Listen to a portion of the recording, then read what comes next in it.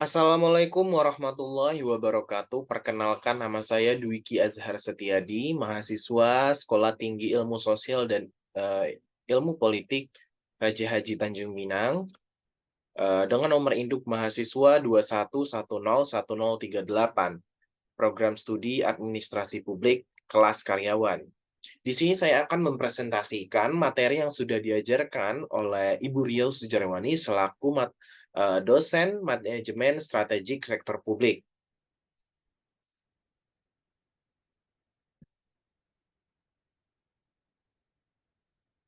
Di sini saya akan memaparkan pada pertemuan 1 dan 2 materi yang sudah diajarkan pada pertemuan 1 dan kedua. Diawali dengan memaknai apa arti dari kata strategi. Kata strategi berasal dari bahasa Yunani, yaitu dari kata strategos yang berarti kepemimpinan militer. Kepemimpinan militer atau strategi dalam konteks awal adalah sesuatu yang dikerjakan para pemimpin militer atau jenderal untuk memenangkan pertempuran.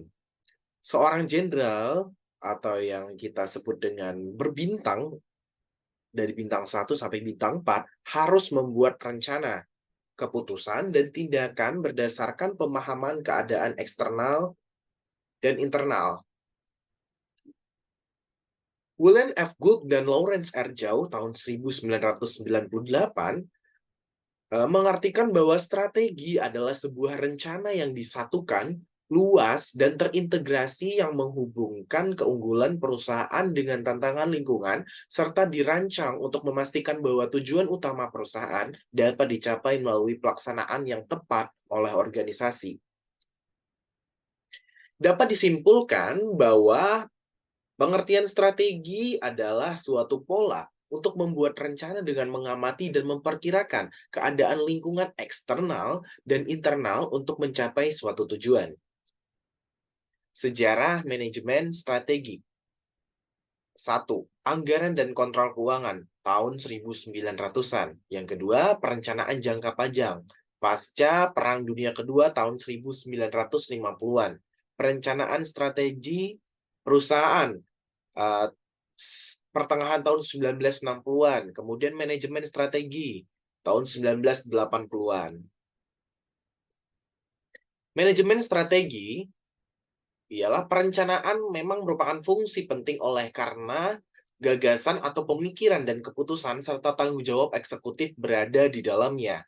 Akan tetapi, itu saja belum menjadikan jaminan adanya mobilisasi seluruh sumber daya dan dana yang ada dalam organisasi. Perlu adanya dukungan fungsi manajemen yang lain, khususnya yang berkaitan dengan pelaksanaan dan pengawasan, antara lain struktur organisasi, sistem imbalan kompensasi, informasi dan komunikasi, motivasi dan iklim kerja, sistem nilai dan budaya organisasi, serta pengendalian dan pengawasan. Pemikiran inilah yang melandasi munculnya apa yang kini disebut dengan manajemen strategik sektor publik. Artinya berpikir cerdas. Strategik digabungkan dengan proses manajemen. Manajemen strategik. William F. Gould di tahun 1998 mengartikan bahwa strategic management is a stream of decision and action which leads to development of an effective strategies to help achieve objective. The strategy management process is the way in which strategic determine objective and make strategic decision, yang artinya manajemen strategis adalah suatu arus tindakan dan keputusan yang memimpin ke arah perencanaan dari suatu strategi efektif untuk membantu mencapai sasaran hasil. Proses manajemen strategi adalah cara yang strategis menentukan sasaran hasil dan membuat keputusan strategis. Strategic Management. Thomas L. Whelan and G. David Changer tahun 1983 mengartikan bahwa manajemen strategi adalah serangkaian keputusan dan tindakan manajerial yang menentukan kinerja perusahaan dalam jangka panjang, termasuk formulasi strategi, implementasi, dan evaluasi. Suarsono tahun 1996, manajemen strategik dapat diartikan sebagai usaha manajerial menumbuh kembangkan kekuatan perusahaan untuk mengeksploitasi peluang bisnis yang muncul guna mencapai tujuan perusahaan yang telah ditetapkan sesuai misi yang telah ditentukan. Jadi, Manajemen strategik atau pengurusan strategik adalah kombinasi antara seni dan sains dalam manajemen yang memberi penekanan komprehensif terhadap proses memformulasikan, melaksanakan, dan mengevaluasi pencapaian strategi. Karakteristik manajemen strategik. Satu, manajemen strategik meningkatkan efektivitas organisasional. Yang kedua, manajemen strategik berorientasikan ke arah jangka panjang. Yang ketiga, manajemen strategik berkenaan dengan keputusan manajemen puncak atau manajemen senior. Yang keempat, manajemen strategik terdapat pada setiap level organisasi. Yang kelima, manajemen strategik mensyaratkan pengetahuan yang luas. Manfaat manajemen strategik. Yang pertama, memberi arah pencapaian tujuan organisasi. Yang kedua, mengantisipasi perubahan. Yang ketiga, membantu memikirkan kepentingan berbagai pihak. Yang keempat, meningkatkan keterlibatan berbagai pihak. Yang kelima, menghindari tumpang tindih kegiatan. Yang keenam, meningkatkan efektivitas dan efisiensi. Nah, ini adalah bagian dari ciri-ciri organisasi bertaraf dunia. Nah, organisasi yang bertaraf dunia memiliki fokus terhadap pelanggan tinggi, artinya memiliki prioritas terhadap pelanggan yang dianggap memiliki saham tertinggi dalam organisasinya. Yang kedua, pembelajaran dan perbaikan terus-menerus. Jika ada kesalahan atau kesalahan dalam proses manajerial, sebuah organisasi bertaraf dunia itu menganggap sebuah kesalahan tersebut adalah pembelajaran dan akan melakukan perbaikan. Kemudian yang ketiga yaitu struktur organisasi fleksibel. Artinya adalah organisasi yang bertaraf dunia memiliki struktur organisasi yang dapat diubah berdasarkan meritokrasi. Artinya setiap jabatan yang ditempati adalah orang yang benar, adalah orang yang memahami fokus kerjanya itu apa. Kemudian yang keempat adalah pengurusan sumber manusia yang kreatif. Artinya sumber daya manusianya itu disokong dengan uh, kebutuhan yang ada. Jadi sumber manusianya itu tepat, tidak salah pilih, dan memiliki kualitas unggul. Yang kelima adalah teknologi pendukung yang sangat baik. Artinya dengan modernisasi teknologi yang ada mendukung proses berjalannya sebuah organisasi yang bertaraf dunia. Kemudian lingkungan demokratik, artinya di sebuah organisasi tersebut masih memiliki sistem demokratik, artinya masih memikirkan halayak ramai gitu. Nah, ini adalah model manajemen strategik yang mana ketika ingin membuat sebuah organisasi harus membina visi dan misi, kemudian setelah membina visi dan misi, nilai lingkungan internal dan eksternal, artinya apa? Melihat lingkungan sekitar itu seperti apa, lingkungan eksternal itu seperti apa. Kemudian yang ke proses ketiga yaitu objektif jangka panjang program, kemudian strategi penyusunan nilai dan pilih strategi atau kebijakan. Ya, artinya kita harus menyusun jangka panjang, program jangka panjang itu seperti apa, kemudian menyusun strategi yang harus kita pilih itu seperti apa. Yang keempat, yaitu proses pengaplikasiannya atau implementasi strategi yang didasarkan pada anggaran dan prosedur. Yang kelima adalah evaluasi dan pengendalian strategi. Artinya, jika dalam setiap proses itu melakukan kesalahan, ada kesalahan, kita harus mengevaluasi apa dari kesalahan apa yang terjadi pada proses 1, 2, 3, kemudian baru diperbaiki gitu. Ini adalah model manajemen strategik Frank R. David, kurang lebih sama dengan manajemen yang sebelumnya, yang mana kita harus membuat bina visi dan misi, kemudian kita menganalisa lingkungan internal dan eksternal, kemudian baru kita mengenal objek jangka panjangnya itu seperti apa, kemudian kita menentukan nilai dari sebuah organisasi, dan kemudian kita pilih strategi apa yang pantas untuk organisasi kita. Kemudian kita baru mengimplementasikan strategi isu manajemen. Kemudian kita mengimplementasikan strategi dan isu-isu pemasaran, keuangan, akuntansi, teknologi, dan informasi. Kemudian barulah kita mengevaluasi hasil kerja organisasi kita. Ini adalah model manajemen strategi Whelan and Hanger, analisis lingkungan, kemudian penyusunan strategi, implementasi strategi, kemudian evaluasi, kurang lebih sama.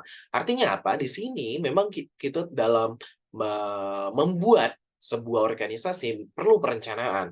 Yang pertama kita harus menganalisa lingkungan kita seperti apa, kemudian kita harus menyusun strategi, yang mana itu harus objektif, kemudian harus berdasarkan kebijakan, kemudian harus berdasarkan strategi, kemudian kita mengimplementasikan strategi yang sudah kita buat itu, kemudian setelah kita implementasikan, baru kita evaluasi apa yang menjadi kekurangan, kemudian apa yang menjadi kelebihan. Yang menjadi kekurangan kita perbaiki dan yang menjadi kelebihan kita pertahankan. Ini adalah model manajemen strategi Thompson and Strickland.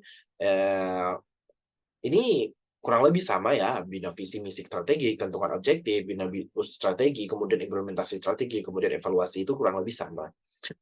Ya, dilanjut ke pertemuan 3, analisis lingkungan eksternal, atau kita menganalisa lingkungan eksternal itu seperti apa. Ini yang tadi, bina visi dan misi. Nah,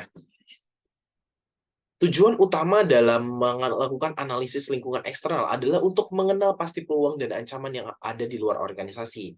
Hasil daripada analisis ini akan menyumbang informasi berkaitan peluang dan ancaman yang diperlukan untuk analisis SWOT. Jadi ketika kita ingin menganalisis eksternal, kita harus melihat SWOT-nya.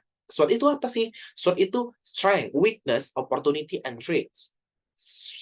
Strength, kekuatan, apa yang kita miliki, apa yang kemampuan kita miliki itu apa. Kemudian weakness. Weakness itu kelemahan kita. Habis itu opportunity, apa kesempatan kita. Kemudian threat, apa ancaman kita ketika kita ingin membuat sebuah organisasi. Kemudian definisi lingkungan. Apa sih yang dimaksud dengan lingkungan itu? Lingkungan adalah suatu kekuatan, suatu kondisi, suatu keadaan, suatu peristiwa yang saling berhubungan di mana organisasi mempunyai atau tidak mempunyai kemampuan untuk mengendalikannya. Lingkungan eksternal adalah suatu kekuatan, suatu kondisi, suatu keadaan, suatu peristiwa yang saling berhubungan di mana organisasi tidak mempunyai kemampuan atau sedikit kemampuan untuk mengendalikan atau mempengaruhi. Karakteristik lingkungan. Lingkungan bersifat unik. Dua atau lebih organisasi yang bergerak pada bidang usaha yang sama tidak akan menghadapi lingkungan yang sama. Jadi artinya apa? Jika ada dua buah organisasi yang mana setiap organisasi itu memiliki lingkungan yang bersifat yang berbeda. Kemudian lingkungan bersifat dinamis, artinya apa? Suatu kekuatan, suatu kondisi, suatu keadaan, suatu peristiwa yang saling berhubungan yang membuat lingkungan organisasi itu unik, tidaklah statis, tetapi selalu mengalami perubahan. Artinya tidak semua lingkungan yang ada di dalam sebuah organisasi itu bersifat statis atau bersifat stagnan yang tidak ada perubahan. Pasti akan melakukan perubahan-perubahan dari sektor lingkungannya gitu. Kemudian yang ketiga, adalah lingkungan merupakan faktor yang perlu dikendalikan sebab organisasi tidak akan mampu menghadapi faktor lingkungan, tetapi terdapat beberapa aspek perubahan lingkungan yang dapat diterima karena dapat dikendalikan atau dipengaruhi. Proses analisis lingkungan eksternal, membentuk suatu komite atau panitia, artinya kita harus membuat sebuah organisasi atau membuat ya panitia kecil lah untuk penganalisaan lingkungan eksternal. Kemudian kita menentukan faktor kunci apa yang bisa mempengaruhi lingkungan eksternal, mempengaruhi organisasi kita. Kemudian kita baru mengambil keputusan dan kesimpulan. Nah, ada dua macam lingkungan eksternal, yaitu lingkungan eksternal makro dan lingkungan eksternal mikro. Artinya apa eksternal makro ini? Lingkungan di mana organisasi tidak mempunyai kemampuan untuk mengendalikan atau mempengaruhi secara langsung. Jadi artinya kita tidak bisa mengendalikan lingkungan eksternal yang jauh atas kehendak kita. Jadi kita jika ada lingkungan eksternal itu hak mereka, kita nggak bisa mengganggu-gugat gitu. Lingkungan eksternal mikro, lingkungan eksternal di mana organisasi mempunyai sedikit kemampuan untuk mengendalikan atau mempengaruhi. Jadi kalau misalkan yang makro itu yang tidak bisa dipengaruhi gitu. Nah, faktor-faktor sorry. Faktor-faktor utama analisis lingkungan eksternal. Ya, atau makro dan mikro. Lingkungan makro yaitu analisis PES, politik, ekonomi, sosio-budaya, dan teknologi. Kemudian lingkungan mikro, yaitu Porter 5 kekuatan, yaitu pembeli, supplier, pesaing, pendatang baru, kemudian produk pengganti. Di faktor-faktor lain ada negara, masyarakat, serikat pekerja, organisasi, perdagangan, stakeholder, donor, and NGO. Nah, ini adalah struktur dari faktor-faktor lingkungan eksternal makro. Ya, jadi yang di dalam lingkaran itu, adalah faktor eksternal yang mana masih bisa, sebuah organisasi itu untuk mempengaruhi walaupun sedikit, sedikit kemungkinan. Contohnya yaitu supplier, kekuatan tawar-menawar dari pemasok. Jadi ketika kita ada pemasok kemudian ingin memasokkan produknya ke kita, sebuah organisasi masih kita bisa nawar-menawar, walaupun kemungkinannya itu sedikit. Kemudian ada pendatang baru potensial. Jadi jika ada pendatang baru yang berpotensi gitu, masih bisa kita hindari dengan berunding. Apakah dia ingin joint venture atau dia ingin, eee, bermitra gitu. Kemudian ada pelanggan, kekuatan tawar-menawar di pelanggan. Biasa kita jika sebuah organisasi itu melakukan bargaining atau tawar-menawar. Kemudian ancaman dari produk-produk jasa pengganti, yaitu, produk pengganti. Nah, dari keempat ini, pesaing dalam organisasi itu memiliki potensi untuk bisa mempengaruhinya. Kecuali eksternal yang tidak bisa dipengaruhi, yaitu demografi. Artinya, eee, letak letak letak sebuah perusahaan itu di mana, kemudian faktor, geografisnya, faktor jumlah penduduknya gitu kan. Jika perusahaan tersebut diletakkan di sebuah padat penduduk, kemudian atau diletakkan di, yang jarang penduduknya. Kemudian pemerintah, pemerintah tidak bisa kita intervensi, pemerintah memiliki kebijakannya sendiri. Kita sebagai organisasi, hanya bisa mengikuti kebijakan yang dibuat oleh pemerintah. Kemudian kebudayaan, kebudayaan dari luar atau dari luar atau bukan dari kita sendiri, itu tidak bisa kita stop atau tidak bisa kita, tolak, harus kita terima. Yang mana kebudayaan ini harus kita filter juga, gitu. Kemudian ekonomi, ekonomi itu kan fluktuatif ya, tidak bisa kita, eee, perkirakan. Kadangkala ekonomi itu akan berada di atas dan kadangkala ekonomi itu akan berada di bawah. Yang artinya ekonomi, dunia sedang tidak baik-baik saja, ya akan berdampak ke kita. Kita tidak akan pernah bisa mengelakkan faktor ekonomi ini. Kemudian ada teknologi. Teknologi semakin, termutakhirkan, maka teknologi tersebut semakin maju. Otomatis kita tidak bisa menolak teknologi tersebut. Mau nggak mau, kita harus menerima teknologi tersebut dan memanfaatkannya. Aspek-aspek dalam analisa eksternal, yaitu ada analisis terhadap teknologi. Artinya meninjau kemajuan dan kepesatan teknologi, yang kedua mengidentifikasikan kemungkinan pemanfaatan teknologi, yang ketiga melihat berbagai peluang yang muncul dengan pemanfaatan teknologi. Yang kedua, ada analisis politik regulasi, yaitu meninjau karakteristik dan perilaku sistem politik yang berlaku. Kemudian meninjau pengaturan institusi politik negara. Yang ketiga, mengkaji pengaruh perkembangan politik global. Analisis sosial budaya. Jadi, yang ketiga adalah analisis sosial budaya. Kita harus menganalisa, proses sosial yang ada di sekitar perusahaan atau organisasi kita. Kemudian budaya-budaya apa yang berkembang di dalam sebuah organisasi tersebut. Kemudian yang keempat, analisis ekonomi, sistem dan struktur ekonomi, kondisi ekonomi politik makro, interaksi, sistem keuangan, dimensi regional dan internasional. Kemudian analisis pasar. Artinya kita harus menganalisa, pasar, sistem pasar itu seperti apa. Kekuatannya, kesempatannya, habis itu ancamannya, kemudian kelemahan dari organisasi kita.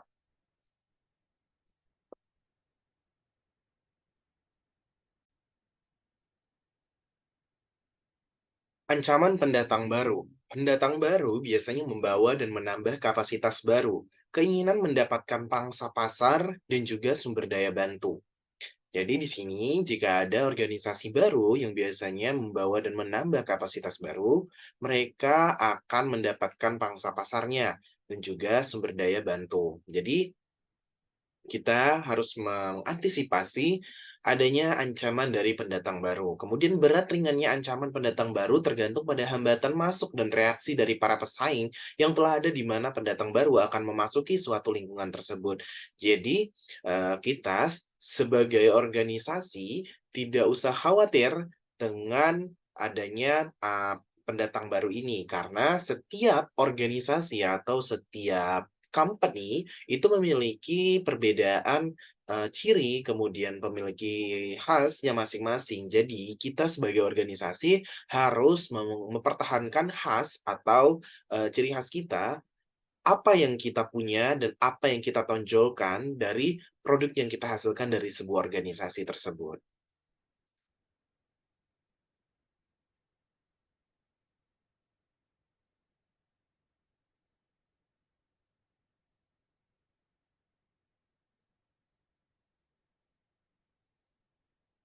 Sumber-sumber hambatan masuk atau barriers to entry, yaitu dari skala ekonomi, kemudian diferensiasi produk, kemudian persyaratan modal, kemudian akses ke saluran distribusi, kemudian kebijaksanaan pemerintah. Nah,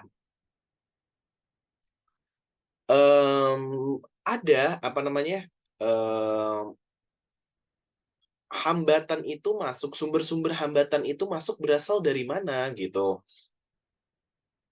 Yaitu dari skala ekonomi. Nah, ekonomi yang seperti apa yang bisa masuk menjadi sebuah hambatan?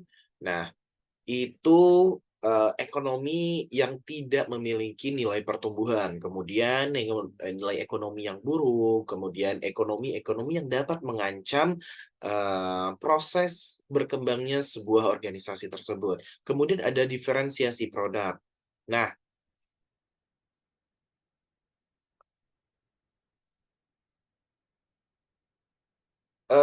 sumber-sumber hambatan itu masuk, sumber-sumber hambatan itu masuk, kita pahamin dulu ya, sumber-sumber hambatan masuk atau barriers to entry. Skala ekonomi, kemudian diferensiasi produk. Diferensiasi produk itu produk-produk yang kita hasilkan itu memiliki perbedaan gitu. Kemudian persyaratan modal, modal-modal yang kita tanamkan itu memiliki perbedaan-perbedaan. Kemudian akses ke saluran distribusi. Nah, kita memiliki supplier-supplier atau distributor-distributor yang berbeda-beda. Kemudian kebijaksanaan pemerintah yaitu, eee, apa yang dibuat oleh pemerintah terkait dengan kebijaksanaannya.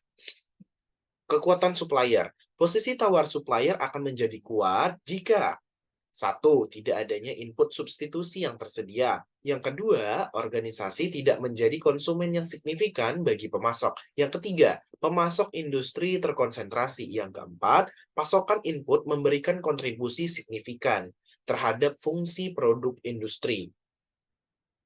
Yang kelima, pemasok melakukan strategi integrasi ke depan. Yang keenam, organisasi akan menanggung biaya peralihan yang besar apabila mereka merubah sumber pasokan input. Itu kekuatan supplier ya, posisi tawar supplier akan menjadi juga kuat jika tuh. Jadi kita memiliki supplier akan menjadi kuat jika memiliki keenam modal awal tersebut. Nah, ini kekuatan pelanggan. Pelanggan akan menjadi kuat apabila satu, para pelanggan tersebut terkonsentrasi. Yang kedua, pelanggan menjadi pembeli yang signifikan bagi organisasi. Yang ketiga, pelanggan menginformasikan tentang produk atau jasa. Yang keempat, pelanggan organisasi mengancam melakukan integrasi ke industri hulu. Yang kelima, terdapat produk substitusi. Yang keenam, pelanggan merupakan persentase terbesar dari total pembelian. Yang ketujuh, produk atau jasa yang dihasilkan organisasi tidak terdiferensiasi. Nah, ini analisis pesaing. Analisis pesaing memungkinkan suatu organisasi menilai apakah organisasi tersebut dapat bersaing dengan sukses di dalam suatu pasar yang memberikan peluang-peluang keuntungan. Nah, ancaman produk pengganti. Produk pengganti dapat memberikan pilihan bagi pembeli dan akan mengurangi keuntungan organisasi. Ancaman akan semakin besar jika satu, biaya peralihan tidak signifikan. Kedua, produk pengganti memberikan nilai manfaat dan harga yang sama. Yang ketiga, pembeli atau pelanggan telah terbiasa dengan produk pengganti. Faktor-faktor lain di lingkungan organisasi yaitu negara, state, kemudian masyarakat, society, serikat pekerja, eh, kerjasama antara organisasi dan serikat pekerja, kemudian organisasi perdagangan seperti pasar bebas WTO, kemudian shareholder, pemegang saham, kemudian kreditur atau penghutang, bank-bank dan lembaga keuangan, debitur atau penghibah, kecenderungan melakukan pinjaman modal. NGO, partisipasi lembaga swadaya masyarakat sebagai kelompok penekan atau pendorong. Analisis peluang, opportunity, dan ancaman. Ancaman, suatu kecenderungan lingkungan yang tidak menguntungkan yang dapat merugikan posisi organisasi. Peluang atau opportunity, suatu kecenderungan lingkungan yang menguntungkan yang dapat meningkatkan kinerja suatu organisasi. Nah, ini kita lanjut ke pertemuan keempat. Pendahuluan ya. Kemampuan organisasi mencapai derajat kinerja yang diinginkan sangat dipengaruhi oleh lingkungannya. Lingkungan internal ada lingkungan di mana organisasi dapat mampu mengendalikannya. Analisis lingkungan internal akan menghasilkan sejumlah informasi tentang kekuatan organisasional, yaitu apakah organisasi bekerja dengan baik. Analisis lingkungan internal juga perlu mengidentifikasi bidang-bidang kelemahan dan menentukan apakah kelemahan-kelemahan tersebut mempunyai makna strategik, serta apakah kelemahan-kelemahan tersebut membuat organisasi menjadi lemah. Ya, ini dia. Faktor-faktor utama analisis lingkungan internal. Yang satu yaitu objektif atau sasaran. Yang kedua, style gaya kepemimpinan. Yang ketiga, struktur organisasi. Yang keempat, sistem. Yang kelima, skill atau keterampilan keahlian. Nah, ini analisis 7S McKinsey. Kemudian strategi staff, kemudian aset nyata, aset tidak nyata, keuangan, kepercayaan, budaya, nilai, analisis rantai nilai, analisis sumber daya dan kemampuan, yaitu analisis lain-lain ya. Ini dia analisis 7S McKinsey yang tadi saya sebutkan. Setuju dari analisis tersebut memiliki kesinambungan antara faktor-faktornya ya. Objektif atau sasaran.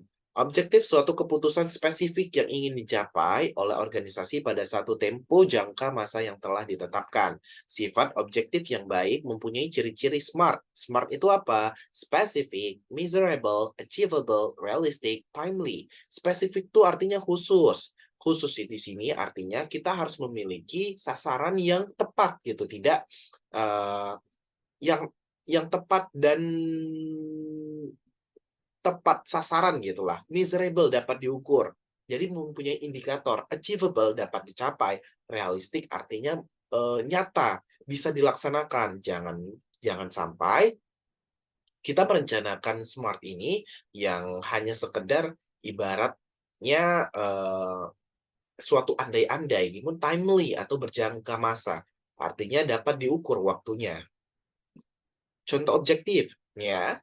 Dinas Pendidikan menuntaskan wajib belajar 9 tahun anak usia sekolah pada tahun 2009. Nah, Dinas Kesehatan, imunisasi vitamin A gratis bagi 5.000 anak balita pada tahun 2008. Nah, Dinas Kim Praswil, tersedianya sarana jalan penghubung sepanjang 500 km pada tahun 2010. Struktur. Struktur merujuk pada bentuk atau susunan pengaturan administrasi dalam organisasi. Struktur yang jelas mampu menjadi wadah komunikasi, pendistribusian kekuasaan atau kewenangan, kerja, dan sumber yang baik. Sistem. Sistem merujuk pada cara operasi atau mekanisme kerja yang digunakan oleh organisasi untuk mencapai program-program. Organisasi dianggap mempunyai sistem operasi yang lengkap apabila ia mempunyai mekanisme kerja yang terancang pada semua tingkatan manajemen. Nah, skill atau keahlian. Keahlian adalah kelebihan yang dimiliki oleh organisasi umumnya dan anggota organisasi khususnya. Ia boleh menjadikan kelebihan kompetitif yang mampu menghasilkan keuntungan besar bagi organisasi. Contoh, McDonald, Nokia, Disneyland, dan lain-lain. Style atau gaya kepemimpinan.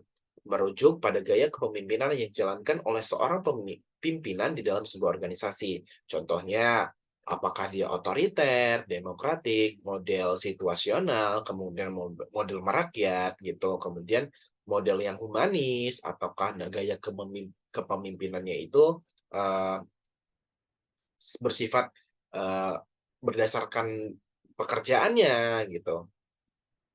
Nah, ini dia contoh gaya kepemimpinan.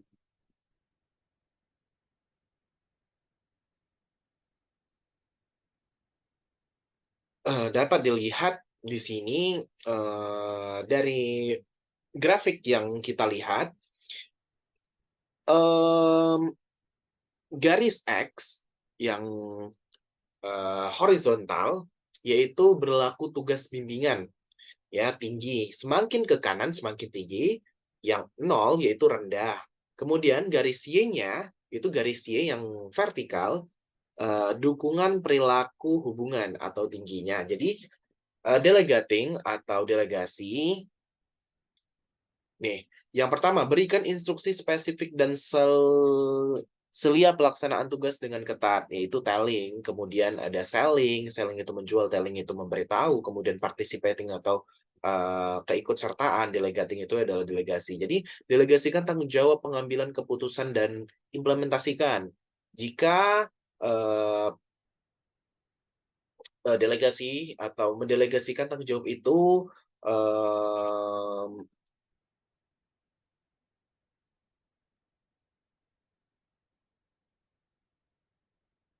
mohon maaf. Jadi ketika kita mendelegasikan tanggung jawab pengambilan keputusan dan mengimplementasikan keputusan kita itu semakin kecil, artinya maka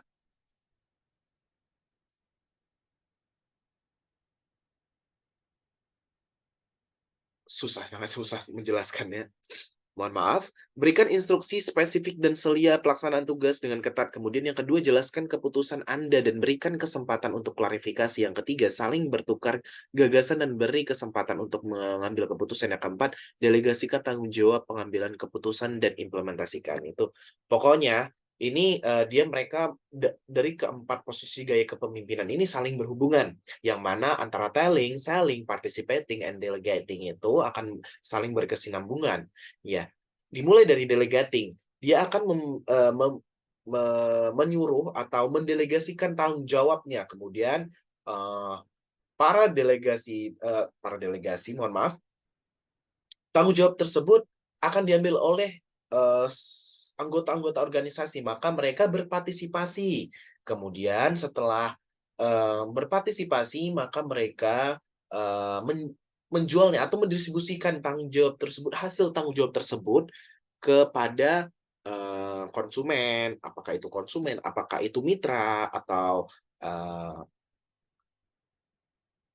kawan sejawat kita. Kemudian setelah ada hasil tersebut, barulah dia memberikan instruksi spesifik selia pelaksanaan tugas dengan ketat. Itu bisa dilakukan di nomor 4 terlebih dahulu atau di nomor 1 terlebih dahulu. Nah, ini staff. Sebagian besar organisasi mengklasifikasikan staf dan keterampilan yang mereka miliki sebagai aset paling berharga bagi survival, pertumbuhan, dan keuntungan mereka. Pada dasarnya, staf dapat dikategorikan ke dalam 3 keahlian utama, yaitu mahir, separuh mahir, dan tidak mahir. Yang ketiga, semakin tinggi tingkat jabatan yang disandang oleh seorang pekerja, itu maka semakin mahirlah orang tersebut dan semakin rumitlah tugasnya, serta semakin tinggi tingkat kelayakan akademik yang diperlukan untuk jabatan tersebut. Strategi. Faktor ini merujuk pada cara organisasi bertindak. Ia juga dikenali sebagai taktik yang digunakan oleh organisasi untuk mencapai objektif, visi, dan misi yang telah ditetapkan. Faktor-faktor lainnya yaitu keuangan, kepercayaan, atau budaya, atau culture ya. Analisis kekuatan dan kelemahan, strength and weakness. Kekuatan, apa sih yang telah dilakukan dengan baik oleh organisasi? Kemudian apa saja sih yang menjadi kelebihan-kelebihan dari organisasi? Yang ketiga, khususnya apa yang dimiliki oleh organisasi? Dan lain-lain. Nah, kelemahan atau kekurangan yang kita miliki sebenarnya apa sih yang belum baik dari organisasi kita? Apa sih yang menjadi tidak efisien dan menjadi tidak efektif dalam organisasi kita? Kemudian apa saja yang perlu diperbaiki oleh organisasi? Nah, ini dia SWOT, SWOT. Ini lanjut ke pertemuan 5.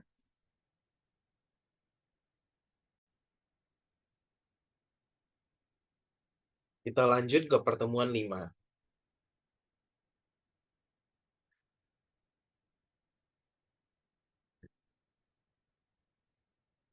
Di pertemuan 5, kita belajar tentang visi dan misi. Ini adalah visi dari Bank BTN. Kemudian Misi dari Bank BTN, salah satu bank BUMN di Indonesia ya.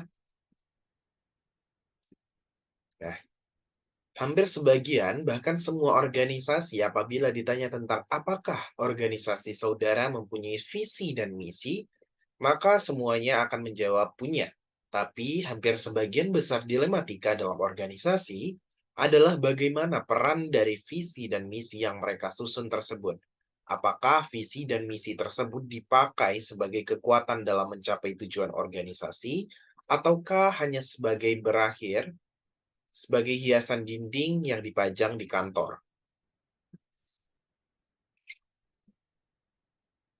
Visi dan misi digunakan agar dalam operasional bergerak pada track yang diamanatkan oleh para stakeholder dan berharap mencapai kondisi yang diinginkan di masa yang akan datang.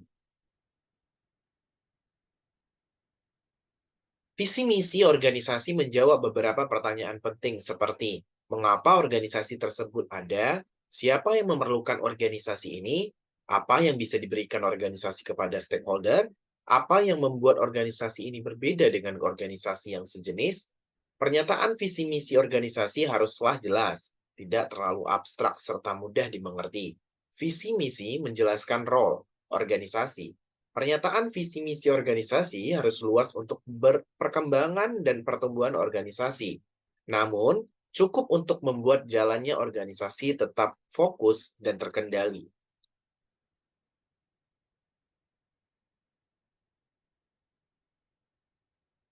Visi menggambarkan tujuan atau kondisi di masa depan yang ingin dicapai. Visi memberikan gambaran yang jelas di masa mendatang yang bisa dilihat oleh customer, stakeholders, and employee. Pernyataan visi yang bagus tidak hanya menginspirasikan dan menantang, namun juga sangat berarti sehingga setiap pegawai bisa menghubungkan tugas yang dilakukan dengan visi. Pernyataan visi yang harus mampu mampu menjadi inspirasi dalam setiap tindakan yang dilakukan setiap pegawai. Yang paling penting, pernyataan visi harus measurable atau dapat diukur. Terukur sehingga setiap pegawai bisa mengetahui apakah tindakan yang dilakukannya dalam rangka mencapai visi organisasi atau tidak. Visi. Visi mengacu pada masa depan dengan beberapa komentar implisit atau eksplisit mengenai orang harus bekerja keras untuk menciptakan masa depan seperti yang diinginkan. Maka, suatu visi yang baik harus mempunyai 3 tujuan penting, yaitu: satu, dengan menjalankan tujuan umum dari perubahan tersebut, visi dapat menyederhanakan ratusan bahkan ribuan keputusan yang lebih rinci. Menjelaskan arah perubahan adalah penting karena seringkali orang tidak setuju dengan perubahan itu. Bingung atau ingin tahu perubahan yang signifikan benar-benar dibutuhkan. Sebuah visi yang efektif dan strategi-strategi pendukungnya akan membantu memecahkan masalah-masalah ini. Dengan adanya kejelasan mengenai arah perubahan, ketidakmampuan untuk membuat keputusan akan hilang dengan sendirinya. Visi yang baik bisa membantu menjelaskan kekacauan-kekacauan yang menghabiskan banyak uang dan waktu. Yang kedua, visi akan memotivasi banyak orang melakukan tindakan ke arah yang benar, sekalipun langkah-langkah awal menyakitkan mereka sendiri. Fungsi penting kedua dari visi adalah untuk mempermudah terwujudnya perubahan besar, di mana sebuah visi yang baik mengakui bahwa pengorbanan-pengorbanan memang diperlukan, tetapi juga menjelaskan bahwa pengorbanan-pengorbanan itu akan menghasilkan keuntungan-keuntungan tertentu dan kepuasan yang ada selama ini. Visi akan membantu mengkoordinasikan tindakan-tindakan banyak yang berbeda, bahkan ribuan orang secara cepat dan efisien. Visi membantu menyatukan para individu, dan dengan demikian mengkoordinasikan tindakan orang-orang yang memiliki motivasi secara sangat efisien. Ciri-ciri visi yang baik. Satu, ringkas, padat, tepat, menarik, dan tidak memilih 25 patah kata. Ringkas supaya mudah diingat, padat supaya ia menjurus kepada sesuatu dan tidak berputar dengan hal-hal yang tidak perlu. Menarik supaya semua anggota organisasi berminat dengan visi tersebut. Tidak melebihi 25 patah perkataan supaya mudah diingat. Visi yang baik haruslah menjawab persoalan apa, untuk siapa, dan bila. Apa Membawa maksud apa yang ingin dicapai oleh organisasi berkenaan dalam jangka waktu tertentu. Untuk siapa? Menentukan siapa yang bakal menerima manfaat daripada visi yang dipilih. Bila menentukan waktu yang sesuai untuk mencapai visi tersebut. Ciri visi yang selanjutnya dan dianggap paling penting sekali adalah membudayakan visi tersebut. Misi. Misi adalah hal yang berbeda dari visi. Walaupun kedua-duanya bekerja secara bersama-sama, misi itu adalah suatu tujuan yang paling utama dan suatu alasan yang utama kenapa organisasi atau perusahaan tersebut didirikan. Misi mendefinisikan nilai-nilai utama dari suatu organisasi dan alasan mengapa nilai-nilai itu ada. Juga merupakan suatu dasar yang menciptakan suatu visi, di mana visi merupakan suatu ambisi masa depan, yang dalam cakupan luas, sedang misi adalah suatu alasan mengapa organisasi didirikan. Misi adalah pernyataan tentang tujuan organisasi yang diekspresikan dalam produk dan pelayanan yang dapat ditawarkan, kebutuhan yang dapat ditanggulangi, kelompok masyarakat yang dilayani, nilai-nilai yang dapat diperoleh, serta aspirasi dan cita-cita di masa depan. Kotler, et al. Tahun 1987. Visi untuk masa depan haruslah selalu berubah dan berkembang, sedangkan misi selalu tetap. Misi diartikan sebagai suatu karakter yang khas, bernilai, dan menjadi suatu tujuan dari organisasi. Tipe, tipe, tipe dari misi dibentuk ke dalam dua bagian, yaitu nilai-nilai utama atau core value dan tujuan utama, core purpose. Karakteristik misi. Pernyataan misi dapat bervariasi bentuk, panjang, isi, dan spesifikasinya. Pada umumnya, terdapat 8 karakteristik penting yang dapat dipakai sebagai pertimbangan dalam penyusunan misi perusahaan. Karakteristik tersebut adalah pelanggan. Siapakah pelanggan perusahaan? Yang kedua, produk atau jasa. Produk utama apakah yang dijual? Yang ketiga, pasar, di mana organisasi bersaing. Yang keempat, teknologi-teknologi dasar apa yang digunakan. Yang kelima, komitmen terhadap pertumbuhan. Keuntungan atau stabilitas, komitmen apa yang dianut untuk pencapaian tujuan perusahaan. Yang keenam, konsep organisasi. Apa yang menjadi kekuatan dan keunggulan organisasi. Ketujuh, komitmen terhadap image masyarakat. Apa yang menjadi persepsi masyarakat terhadap organisasi. Yang kedelapan, komitmen terhadap karyawan atau pegawai. Bagaimana perlakuan organisasi terhadap karyawan atau pegawainya. Ciri-ciri misi yang baik. 1. Misi boleh dinyatakan dalam bentuk kalimat yang panjang, dalam satu kalimat saja. Kebiasaannya, misi dinyatakan dalam bentuk poin form supaya mudah diingat oleh semua anggota organisasi. Yang kedua, ia merupakan jawaban atas pertanyaan, bagaimana untuk mencapai visi. Misi selalunya ditulis dengan ringkas, padat, jelas, dan tidak melebihi 25 patah perkataan. Misi haruslah dibudayakan. Misi dapat dipengaruhi oleh beberapa faktor seperti tekanan lingkungan, sumber yang tersedia, informasi internal dan eksternal, dan kesadaran dan konsistensi pihak manajemen puncak. Jangka waktu misi.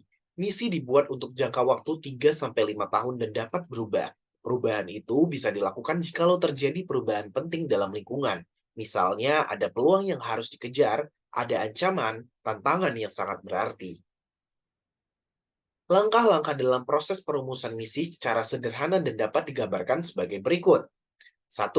Tunjuklah satu orang yang bertanggung jawab untuk mengumpulkan semua pesan, hasrat, keinginan, baik formal maupun informal yang dihadapi organisasi. Kedua, kelompok membuat analisis mengenai semua pihak yang terkait dengan organisasi tersebut.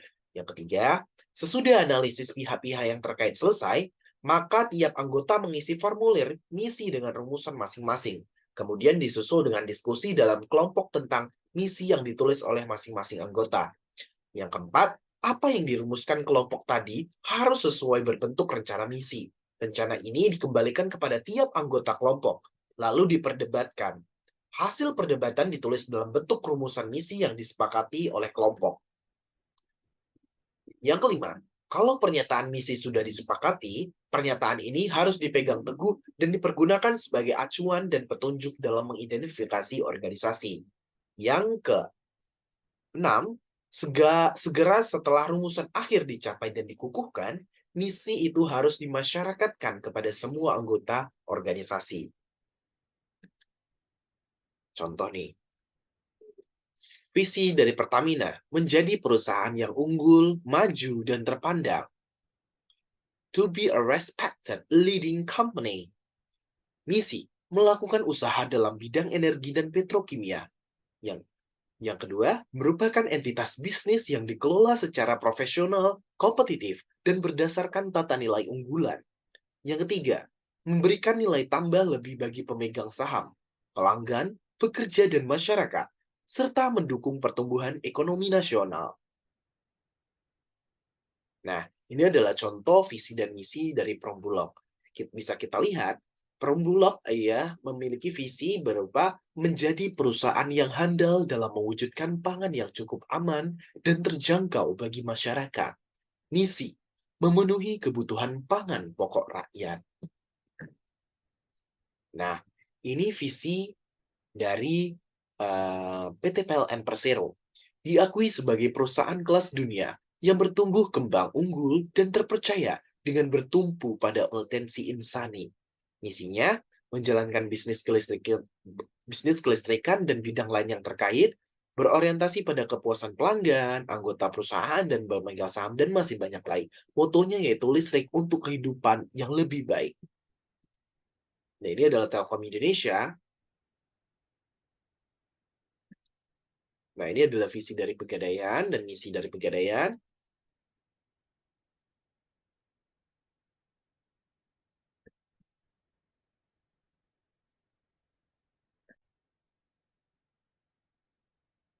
Selanjutnya ke pertemuan 6, menentukan tujuan atau goal dan sasaran objektif. Tujuan, sasaran, strategi, kebijakan, dan program.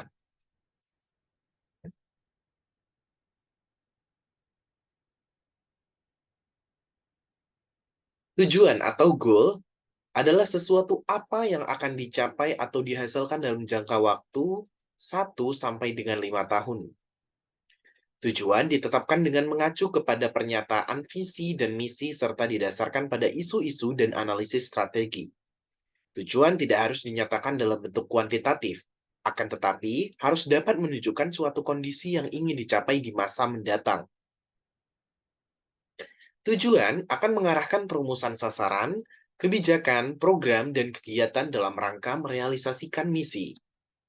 Sasaran atau objektif adalah hasil yang akan dicapai serta nyata oleh instansi pemerintah dalam rumusan yang lebih spesifik, terukur dalam kurun waktu yang lebih pendek dari tujuan, atau kita bisa sebut mereka dengan kriteria SMART, spesifik, terukur, atau specific, measurable, attainable, result, and timely.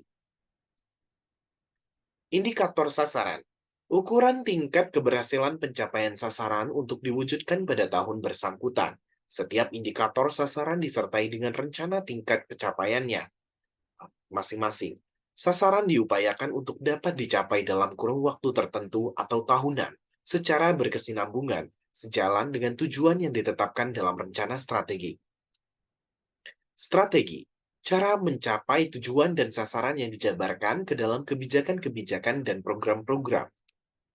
Kebijakan, ketentuan-ketentuan yang telah ditetapkan oleh yang berwenang untuk dijadikan pedoman, pegangan atau petunjuk dalam pengembangan ataupun pelaksanaan program atau kegiatan guna tercapainya kelancaran dan keterpaduan dalam perwujudan sasaran, tujuan, serta visi dan misi instansi pemerintah. Sedangkan program adalah kumpulan kegiatan yang sistematis dan terpadu untuk mendapatkan hasil yang dilaksanakan oleh satu atau beberapa instansi pemerintah ataupun dalam rangka kerjasama dengan masyarakat guna mencapai sasaran tertentu.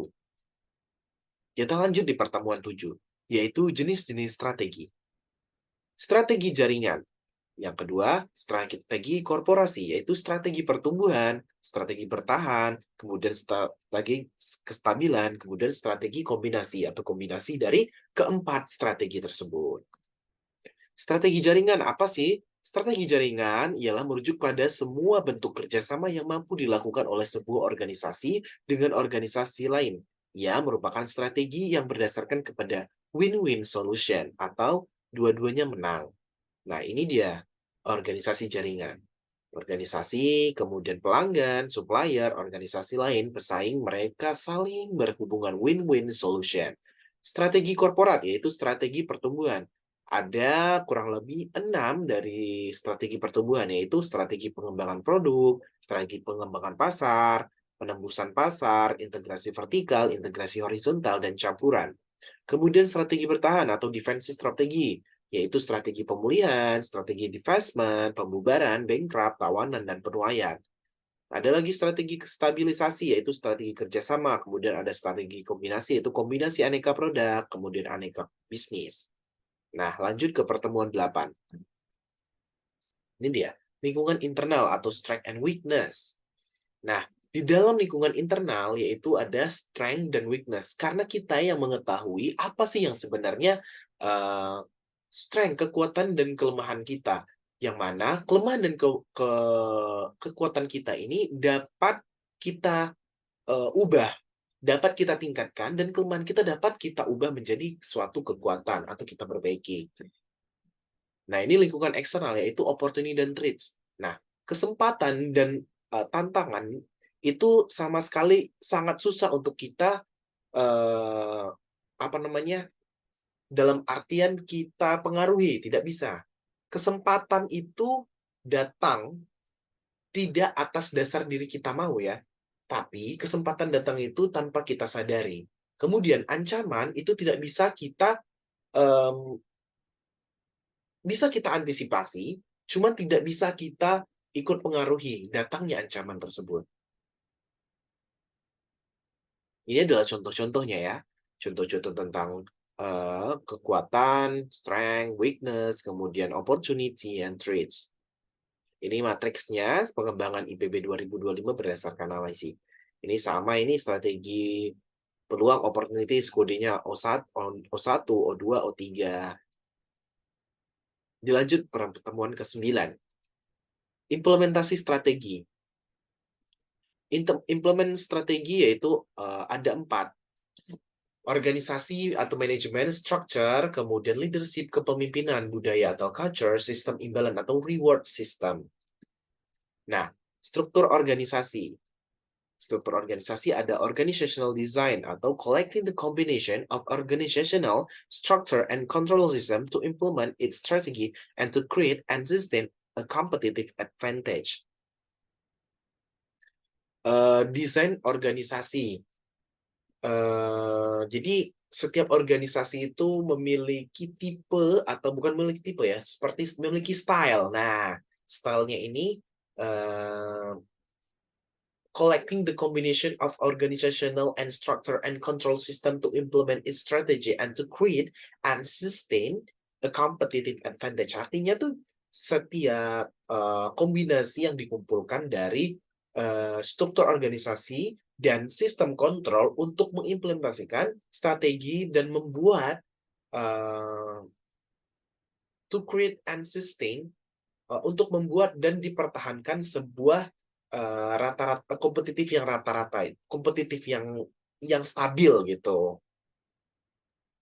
Jadi struktur organisasi ini didesain supaya memiliki tingkatan gitu. Diferensiasi, memiliki perbedaan, kemudian vertikal diferensiasi. Jadi perbedaan dari atas ke bawah itu ada perbedaan horizontal diferensiasi. Nah, horizontal diferensiasi ini dia setiap letak yang sama, cuman memiliki tugas yang berbeda. Kemudian integrasi, antara integrasi ini adalah hubungan dari atasan hingga bawahan, kemudian bawahan antar bawahan. Jadi antar individu saling terintegrasi, saling terhubung. Kemudian bureaucratic cost, the cost of operating an organizational structure and control system. Harga dari pengoperasian dan organisasional struktur organisasi dan kontrol sistemnya. Jadi harga dari untuk pengoperasian struktur organisasi itu. Kemudian ini adalah contoh struktur organisasi. Ada yang flat, ada yang tall. Tall ini berarti memiliki tingkatan kasta, bukan kasta ya. Tidak ada kata kasta dalam struktur organisasi, tapi tingkatan jabatan. Nah, jabatan yang strukturnya itu sangat terperinci. Jadi setiap keputusan ada hierarkinya. Nah, ini flat ini palingan cuman terdiri dari 3, kurang lebih 3. Nah,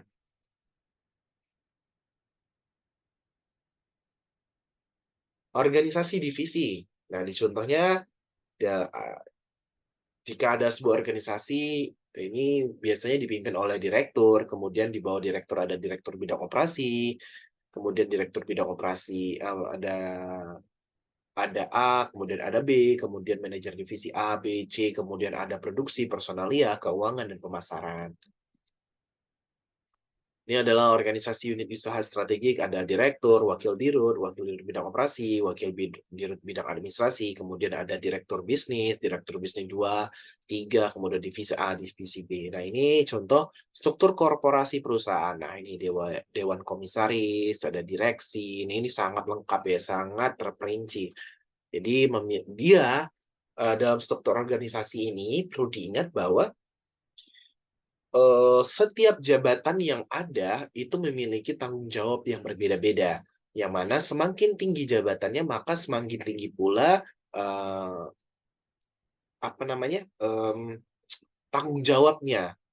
Maka, eee, dalam beberapa kesempatan kalau misalkan kita pernah lihat bahwa semakin tinggi jabatan itu memiliki nilai upah yang sangat tinggi dibandingkan dengan yang, eee, jabatan yang berada di bawahnya, gitu. Ya karena tanggung jawabnya besar, kemudian pekerjaannya yang sangat ibaratkan tidak semua orang bisa memiliki jabatan di situ, gitu.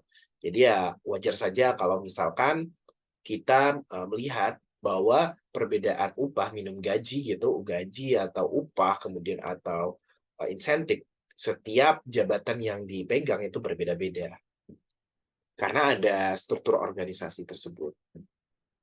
Nah, ini penerapan strategi, kemudian ada kondisi organisasi, ada jenis organisasi, gitu. Pertumbuhan terkonsentrasi, ada pengembangan pasar geografis. Jadi, penerapan strateginya itu berdasarkan pada pertumbuhan konsentrasi, kemudian geografis, kemudian ada pengembangan produktif inovasi, ada diversifikasi, ada pengembangan pasar, pengembangan produk, kemudian diversifikasi dan integrasi. Nah, kalau misalkan kondisi organisasi yaitu jenis produk sedikit, pasar meluas, gitu.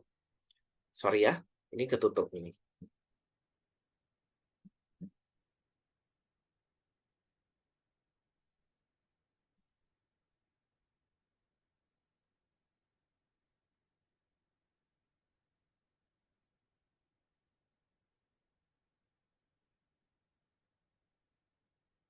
Nah, ini dia kesesuaian struktur organisasi.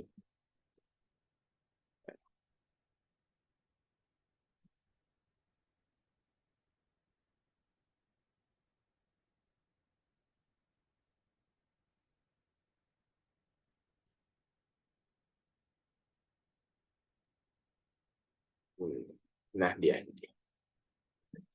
Kesesuaian struktur organisasi, yaitu penerapan strategi. Nah, kemudian jenis organisasi. Ada organisasi fungsional, geografi, divisi, usaha minus strategi, kemudian organisasi matriks, gitu. Lanjut ke pertemuan 10 tentang kepemimpinan. Numerous roles of strategic leaders, ada chief entrepreneur strategist, negotiator, process integrators. Jadi setiap kepemimpinan itu memiliki gayanya masing-masing. Ada yang seperti mentor, ada yang seperti coach, ada yang seperti pemimpin cheerleader yang selalu bersemangat untuk menyemangatinya. Ada yang spokesperson itu artinya orang yang suka berbicara, menyemangati. Kemudian ada research acquired, ada allocator, ada yang suka meneliti gitu, kemudian ada yang seperti motivator, ada policy enforcers, artinya memiliki kebijakan, dan policy maker, artinya setiap sesuatu hal yang dia buat itu harus sesuai dengan tindakannya gitu. Chief administrator and strategy implementer, banyak sekali contoh dari style kepemimpinan ini.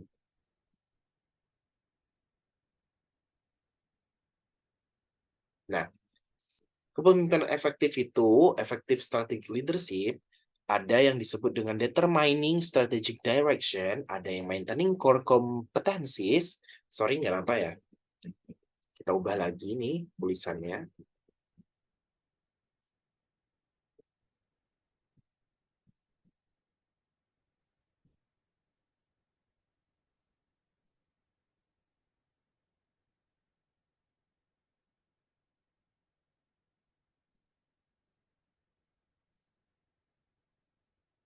Nah, kita ubah lagi.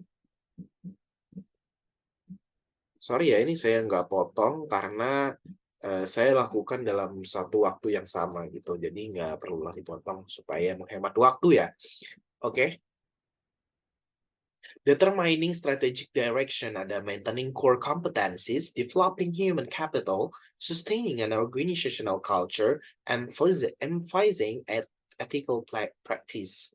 Jadi gaya kepemimpinan efektif itu memiliki beberapa faktor, yaitu determining strategic direction, strategi tujuan yang dibuat oleh sang pemimpin itu seperti apa. Kemudian maintaining core competencies, jadi kompetensi seperti apa yang dimiliki oleh seorang pemimpin. Kemudian developing human capital. Jadi bagaimana untuk bisa mempersatukan orang-orang gitu. Kemudian sustaining an organizational culture. Jadi budaya yang seperti apa yang ingin dibuat oleh seorang pemimpin tersebut.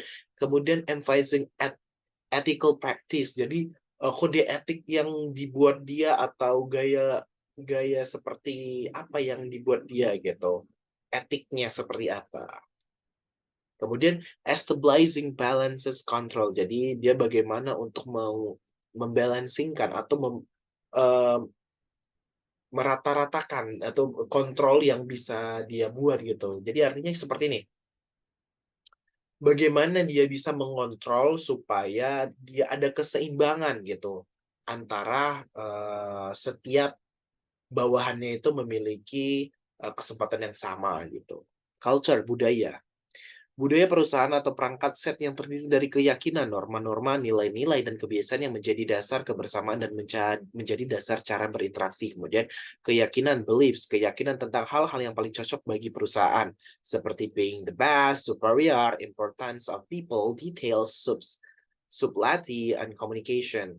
Norma-norma, batasan-batasan yang menyatakan suatu perilaku perbuatan itu salah atau benar, biasanya tertulis. Kemudian nilai-nilai batasan kebersamaan tentang perilaku perbuatan yang baik, buruk, atau layak. Kemudian kebiasaan, perilaku pelaku utama perusahaan yang menjadi panutan yang menjadi pengaruh kepada kenyamanan apabila dilakukan atau tidak dilakukan. Nah, ini strategi perubahan budaya adanya apabila semakin ke kanan, semakin rendah, kemudian semakin tinggi, semakin banyak ya. Jadi perubahan yang perlu untuk implementasi yaitu sinergi fokus pada memperkuat budaya, ada hubungan erat dengan misi dan norma, kemudian reformulasi strategi atau siap untuk kesulitan perubahan budaya, kemudian pengelolaan sekitar budaya. Ini dari Pierce and Robinson tahun 1997. Kemudian The Telkom W135 sebagai budaya korporasi yang dikembangkan Telkom merupakan bagian terpenting. Nah, ini contoh dari Telkom Way ya. Hmm. Nah, ini 5 langkah perilaku untuk memenangkan persaingan ya. Telkom W135. Dan Telkom W135 adalah hasil penggalian dari perjalanan Telkom dalam mengarungi lingkungan yang terus berubah dan dikristalisasi serta dirumuskan dengan dirancang oleh berbagai inspirasi dari perusahaan lain dan berbagai tantangan dari luar. Dengan akar yang kuat pada kesadaran kolektif organisasi, diharapkan The Telkom Way135 dapat cepat tertanam dalam jiwa insan Telkom. Telkom berharap dengan terus sudah Telkom W135. Nah, ini pertemuan 11 kita lanjut aja karena itu nggak ada sangkut pautnya, cuman ya itu sebagai contohnya aja ya. Ini pertemuan 11 sistem reward atau reward system atau sebagai penghargaan. Sistem imbalan yang baik haruslah satu, imbalan harus berkaitan erat dengan rencana strategik, kemudian menggunakan variabel insentif sebagai bagian penting kompensasi, kemudian imbalan harus terkait dengan pekerjaan seseorang, kemudian imbalan berdasarkan prestasi dan keberhasilan bukan dari hierarki, kemudian bersikap peka terhadap perbedaan imbalan, adil, akurat, dan informatif, kemudian beri imbalan secara royal jika berhasil, dan minim jika tidak berhasil. Jangan meremehkan nilai lingkungan, terbuka untuk mengubah sistem imbalan. Nah, ini gaining commitment components of an effective reward system. Monetary incentives, yaitu salary raise, performance, stock option, retirement package, promotion, perks. Ada yang disebut dengan non-monetary incentives, yaitu praise, constructive criticism, special recognition, more or less, job security, interesting assignment, more or less job responsibility. Jadi setiap ada monetary incentive, ada yang non monetary incentive gitu. Ini contohnya penghargaan dari eee, Southwest Airlines kepada Japanese Automobile Producer, produser dari automobil Jepang. Ini contohnya nih ya penghargaannya. Ini contoh penghargaannya juga. Nah, ini contoh penghargaannya. Nah, kemudian balancing positive and negative reward. Jadi elemen dari kedua itu sangat diperlukan. Challenge atau tantangan dan kompetisi adalah eh, kebutuhan untuk satisfaction itu jadi seperti kayak yang sangat antusias gitulah gitu. Prevailing view, positive approaches works better than negative ones in terms of enthusiasm, effort, creativity, and initiative. Jadi, eh, tampak dari profilingnya itu seperti apa. Positive approach work better than negative one in terms itu antusias, kemudian effort atau perjuangannya, kreativitasnya, dan inisiatifnya. Pertemuan 12, lanjut, pengendalian dan evaluasi strategi. Nah, definisi pengendalian. Pengendalian merupakan unsur utama dari setiap tugas atau pekerjaan seseorang manajer. Pengendalian adalah suatu aktivitas membuat sesuatu agar terjadi sesuai dengan apa yang direncanakan untuk terjadi. Kemudian tujuan pengendalian. Pengendalian dan evaluasi dilakukan untuk memonitor serta mengevaluasi kemajuan terhadap usaha-usaha pencapaian sasaran organisasi, atau untuk mengarahkan atau memperbaiki proses strategi, atau merubah rencana strategi yang lebih tepat agar sesuai dengan situasi lingkungan dan tujuan semula.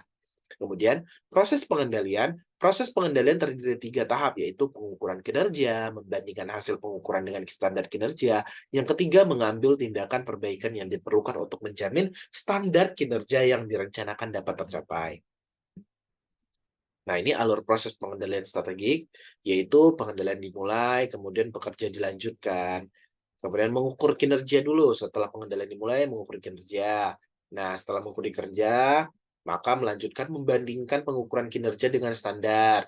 Setelah itu baru kinerja berbeda nyata dengan standar. Jika ada perbedaan, kinerja kemudian kinerjanya itu di bawah standar, maka sang manajer mengambil tindakan korektif, merubah rencana atau metode, kemudian memulai pekerjaan baru, kemudian mengukur lagi kinerjanya. Berulang seperti itu. Jika tidak ada koreksi, maka manajer melanjutkan pekerjaannya. Pengukuran kinerja organisasi. Nah, terdapat 2 metode yang secara umum diterima dalam pengukuran kinerja organisasi yang digunakan sebagai dasar pengendalian strategik, yaitu 1. Pengukuran kinerja keuangan, laba, margin laba, penjualan, pangsa pasar, pengembalian investasi, pengembalian modal sendiri, biaya-biaya, rasio, hutang dengan modal sendiri, pertumbuhan kekayaan, dan lain-lain. 2. Pengukuran kinerja non-keuangan, produktivitas kualitas, hubungan personalia, umpan balik dari pelanggan, dan lain-lain. Nah, ini adalah evaluasi strategi.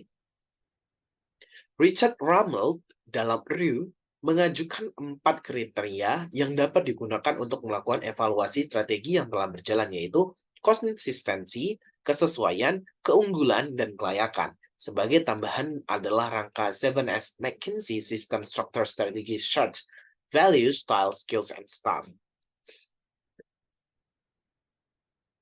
Kesalahan-kesalahan dalam proses manajemen strategi, yaitu kesalahan yang berhubungan dengan penggunaan strategi, ketidakmampuan berpikir secara strategik, ketidaktepatan penggunaan pada tingkatan manajemen, terlalu menekankan pada bentuk dan prosedur terpisah dari lingkungan, kemudian cukup untuk mencapai waktu jangka pendek, ketidaktepatan penggunaan perencanaan sumber daya. Lanjutan, ketidakmampuan memprediksi perubahan, yaitu 1. Inovasi produk atau jasa, perubahan peraturan atau regulasi pemerintah, yang ketiga perubahan iklim, keempat kekurangan dan kelangkaan bahan baku, yang kelima perubahan preferensi selera konsumen, kemudian keenam kehadiran pesaing baru atau perubahan kemampuan bersaing. Nah, terima kasih atas perhatiannya. Saya Dwiki Azhar Setiadi, mohon pamit. Terlebih dan terkurang, saya mohon maaf. Billahi taufiq wal hidayah. Wassalamualaikum warahmatullahi wabarakatuh. Salam Om Swastiastu, Namo Buddhaya, salam kebajikan.